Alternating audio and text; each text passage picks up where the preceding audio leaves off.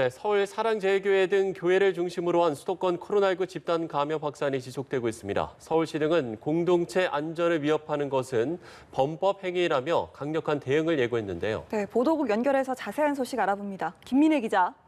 네, 지난주 수요일 처음으로 확진자가 나온 서울 성북구 사랑제일교회에서는 감염자가 계속 늘고 있습니다.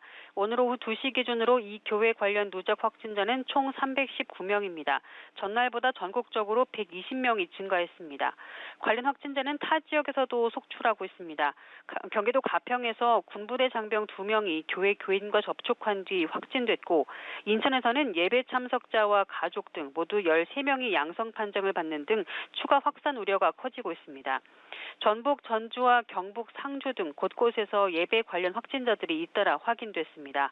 이런 가운데 정부와 해당 교회 간의 공방전도 가열되고 있습니다.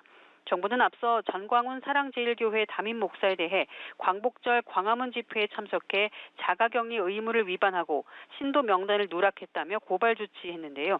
사랑제일교회 측은 이에 대해 오늘 오전 기자회견을 열고 정부 당국이 전 목사에게 자가격리를 통보한 건 집회가 끝난 시점이라고 주장했습니다. 교회 측은 또 조사 명단을 누락하고 은폐했다는 의혹에 대해선 당국이 요구한 기간은 물론 모든 교인 명단을 제출했다며 서울시와 정부 관계자를 허위 사실에 의한 명예훼손으로 고소하겠다고 밝혔습니다. 서울시는 해당 교회에 대해 공동체 안전 위협은 범법 행위라고 비판하면서 앞으로 강력하게 조치해 나가겠다는 뜻을 거듭 표명했습니다. 네, 지금 경기도의 코로나19 확산세도 심상치 않죠? 네, 경기도 역시 이번 집단 감염의 중심지는 교회입니다.